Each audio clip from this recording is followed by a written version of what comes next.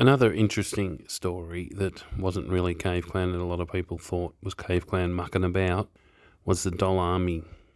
As you'll see in these 2 or 3 clips, the Doll Army basically scammed some of the mainstream media. Current Affair and Today Tonight, I think, were the main targets. They basically just made up this fake website and just pretended to be this group that taught people how to survive off the doll. Yeah, eventually, I think it was like a couple of days later, they went on like Triple J and things like that, which I don't have a copy of, and they told the truth. A Current Affair gave them like $700 worth of cassettes or something. Today Tonight gave them $1,000. Yeah, but there was a link to the Cave Clan. Bob, who was triple gold clanny winner back in the day, one of his friends was the main organiser, and it was a total scam. Even when you see the follow-up where A Current Affair, they still don't get it. They're still like, oh, it's a scam, but we've seen their website, and they're the ones encouraging people, it was all set up. Like these guys weren't living in drains and yeah. So I think previously when I've released these videos, I've sort of tried to keep the mystery going, but it's been that long now that I've seen things on Reddit where they say, that was Cave Clan, and yeah, so it wasn't Cave Clan, but it was friends of people in the Cave Clan at the time. And when you consider it's all made up, they did a really good job, the Doll Army guys. Some of the shit in it, the clicking the fingers and things like that. John Howard wouldn't know a battler if he reversed over one in his limousine. Cool Keith, Brunswick. Kangaroo, Sunshine. Emma, Oakley. Vegemite, St Kilda. And I should mention, when we did an interview for Current Affair, Martin King, who is the same guy that did these stories, he actually, and I'll swear on my children, he actually said, we will reimburse you for the day's work you missed. And he never paid us, and he avoided us. He didn't return calls. So as far as, who'd believe A Current Affair anyway, but Martin King, in my experiences with him, is a lying prick. So every cent that they pay out goes against their budget, and I'm pretty sure the less money they spend, the more money that Martin King and whatever would get. So yeah, I think there was 4 or 5 of us, and we were supposed to get a day's pay, which is not much. All they bought us like a McDonald's cheeseburger each or something like that. I know who I would believe as far as whether they got paid or not. Martin King, when we did the interview with him, he faked stuff. He put webs in his hair and then do a shot. What's this thing here? Man, you got cobwebs all over your face. Yeah. Hard nice. He made one of the guys, or asked one of the guys to say, oh, you got webs in your hair, and he goes, oh, yuck. That was set up. It took 3 takes. He told us that he just got a message to say the police were outside. So we all said, all right, we're going. We're going to just head up a tunnel and get our manhole. You guys just follow the flow back out. You'll be right. You're the media. And then they realised that we were going to go, and that was going to be the end of their story. So they said, oh, hang on. No, they were just driving by. Apart from the fact that how were they contacting them anyway? They were down in a drain. There was no reception or anything. And anyone that's met or done a story of Martin King will tell you that he's a liar. They will tell you he's a liar. In my experience, he's a liar. Maybe that was the only time he's ever lied. You can work that one out for yourself. Anyway, enjoy this. If you haven't seen it, it's interesting. If you have seen it, it's a bit of a refresher. Now that I've told you that, you might look at it a different way. Cheers. And it's got nothing to do with a big lottery win. They simply don't believe in working or paying taxes. Instead, they know how to rort the system so they can live off the taxes everybody else pays. And now they're using the internet to teach others how to get away with it. John Howard wouldn't know a battler if he reversed over one in his limousine.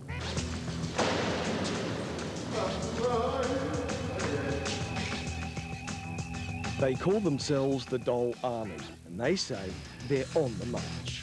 We have members in Sydney, Brisbane, Perth, Darwin, Adelaide, Albury Wodonga. They choose not to work. Instead, most collect the dole. Home is a secret underground tunnel. Why live down here underground, not with the rest of us up there? We can't afford to, you know. Some of us have no welfare whatsoever because we have no addresses, because some of us are homeless because they've lost jobs. Other people live up there who haven't got money. Yeah, well, more and more are coming down here. You know, I mean, do your sums, add it up. So the movement's growing, is it? Absolutely. Cool Keith, Brunswick. Kangaroo, Sunshine. Emma, Oakley. Vegemite, St Kilda. Nobody nowhere. At meetings like this, they talk tactics, recruitment, how to extract more money from taxpayers and survival. Marshies, what do you reckon about these? Finished the dumpster chart. We've pretty much identified every dumpster in Melbourne, we feel. Oh! Chocolate cordial, great. Got a whole box full of chocolate. What's the dole army all about? It's about Aussie mateship. It's about the fact that the Toorak bludgers own everything and give us the crumbs, and we're not satisfied with their crumbs. When did you last work? Well, this interview is getting focused so much on but what we do to look for work and so forth. Talk about work and the dole army claiming a membership of 70 gets defensive. it's not like we've been leeching off the welfare system for years or anything. I choose not to work now. I've seen how badly workers get treated. I choose to fight against that. The main weapon of the dole army is the internet. This isn't just a recruiting drive, it's a beginner's guide on how to scam the system. 400 hits in the last fortnight, 16 emails. You mentioned in the website scams. What does that mean? Survival. Yeah, we think human survival is important, and people should survive by what means necessary. Anyone who does claim entitlements, claim a benefit to which they're not entitled is breaking the law. The natural-born enemies of the dole army are the rich, the powerful and government. The man at the head of their hit list is Employment Minister Tony Abbott. Tony Abbott is a babbling moron. Professional liar. Look, I have thick skin and I've been called worse. Now, work for the dole, what do you think of that, the three of you? Pathetic. Absolutely ridiculous. Hitler would have loved it. They think they're being smart. I think they're being smart aleck. Minister Abbott put aside the affairs of state to tour the dole army's website. If these people put as much energy into finding work and into building a career as they've put into building their website, I think that they'd go a long way. So why don't you show your faces? Well, we don't trust the media. We don't trust the society up there. Yeah, so are you trying to hide something by hiding your faces? Well, figure it out for yourself. You know my name and you can see my face, and I'm making a case and I think that if they wish to engage in constructive dialogue, they should do likewise. What do you think John Howard would think of you people? Oh, I mean, obviously he'd come out with statements such as, you know, they're un-Australian, they're this or that, they're bludgers. But we say, no, you're the one that's un-Australian. You're the one who are attacking working people every day. What do you reckon, Jack? It's a bit out of season, but I reckon it's good enough for a stew. Bit of bush tucker. Blackfellas taught us about this. They won't show us their faces and they won't tell us their names. But the dole army did agree to show us where they gather for meetings. After dark in a watery cavern by the Yarra, right under the noses of the very people they most despise, the rich of Toorak. You're down on the people from Toorak, aren't you? Sure am. It's a state of consciousness. It's the consciousness of what can I get by ripping off other people. A lot of people who live in Toorak and work in Toorak work very, very hard. If you think someone on their mobile phone having a chat to the stockbrokers is going to work, well, I just think that's naive. But not everyone's like that in Toorak, I can tell you. Oh, what, they mow their own lawns, do they? I know some people who do, actually. Well, great. That's a really good contribution to society, mowing their fantastic huge lawn in front of their fantastic huge mansion that they never built but exploited other people to build it. I think that many of us go through a phase of life where we are instinctively disrespectful, instinctively rebellious, instinctively cynical, but mostly it's a passing phase, and I hope that members of the Dole Army will pass through it. I work really hard. I pay half of my salary goes in taxes every week, I promise you that. I work really hard, sometimes too hard. Do you call this working hard? Yeah, it is hard work sometimes. Not all the time. But why should I support you? Well, You're not supporting me. Yes, I You're am. locked down You're getting the here. unemployment benefit. My taxes pay for that. why don't you pay us for this interview? You're getting paid for being here. We're not. If this is work, then we're working right now. So where's our money? You might be interested to know these members of the Dole Army get their unemployment rations courtesy of you, the taxpayer.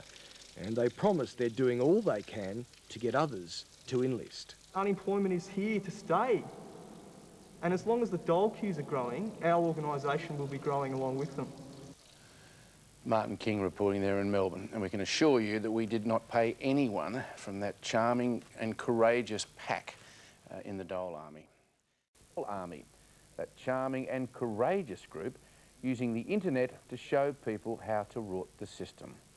There have been suggestions in a couple of media outlets today that a current affair was taken in by a hoax. Well, Martin King has this follow-up. It began with an email. I'm the leader of a group called the Dole Army. We were established by some unemployed people who live in the drains of Melbourne. We have a website where we offer info on how to scam the welfare system so people can live the life they want. We asked the Dole Army to show us where they lived. They refused. Instead, they met us here on the banks of the Yarra, took us inside this drain, where they told us they held meetings. You mentioned in the website scams. Well, what does that mean? Survival. Yeah, we think human survival is important, and people should survive by what means necessary that they can survive. We don't put money and morals above survival. Like jobs in the Dole Army, morals seem to be in short supply. First, they demanded we buy them a generator. We refused. Then, as we continued to film them, they continued to demand some form of payment. Why don't you pay us for this interview? You're getting paid for being here. We're not. If this is work, then we're working right now. So where's our money? We did not pay the Dole Army 1 cent, but another media organisation did. They say $1,000. Then the Dole Army came back to us and asked us to match it. Again, we refused. Chocolate cordial. Great. Finally, the Dole Army agreed to film themselves. More demand for cash. Instead, they were given videotapes for their camera. Oh, well, it's been a productive day. Time to go home. Now, the Dole Army is gloating that it's pulled off an elaborate hoax. But who is being conned? These the people admitted to us they chose not to work. They collect the dole and actively encourage others to join them. And here's the website to prove it. When was the last time you tried to get a job? Well, this interview is getting focused so much on but what we do to look for work and so forth. both Centrelink and the Employment Minister, Tony Abbott, are investigating the Dole Army. And that is no hoax. Anyone who does mislead Centrelink, anyone who does claim entitlements, claim a benefit to which they're not entitled is breaking the law. I choose not to work now. I've seen how badly workers get treated, and I choose to organise. I choose to fight against that. Yep, I bet.